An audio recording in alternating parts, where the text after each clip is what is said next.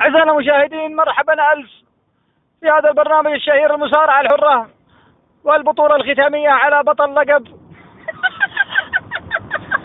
حامل اللقب اللاعب مشبب بن علي، والمتحدي محي بن معيض.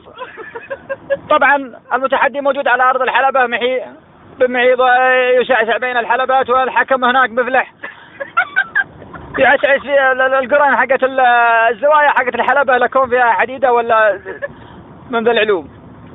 وأقبل مشبب بن علي يسعى ويترنح به ويسلم على الجماهير وعلى فني هوجن.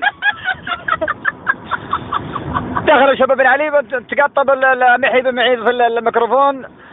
أسمع محي بن معيض يقول مثل أمي فيك وإني لا أهبك هني اقطاع عند اليوم. ومشبب بن علي يحندر فيه بنظرة ما أدري إيش معه فيها، ولكن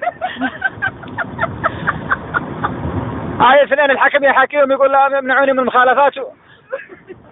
صحيح في تفتيش، لازم يفتش المصارعين الاثنين. الحكم يفتش محي بن معيض. عليك لعنة الله يا شريم كذي سوى الله خلقه. شوف مشبب بن علي ما شاء الله عليه واثق من عمره، ولكن لابد ان يخضع للتفتيش ولابد. شوف الحكم كيف يفتش. والله ما ادري ايش كان عين فيكم، الله يلعنه. عليك لعنة عطيفة، بقعد تاخذك يا مشبب. نعم بقعد تاخذك.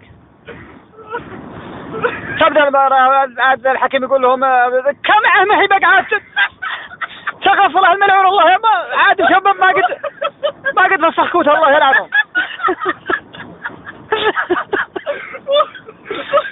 والحقيقة ان الجمهور غاضب وما ادري ايش يتنهجروا محي.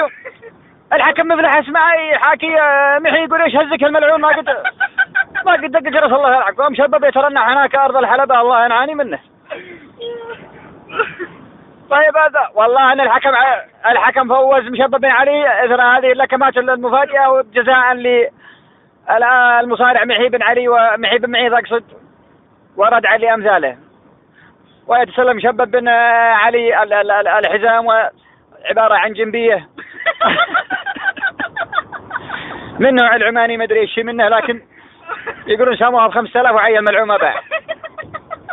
اهلا والله يحييكم يا سادة المشاهدين، وانا اتشرف في حضوركم مرة اخرى، والى اللقاء وفي امان الله مع شبكة ERT.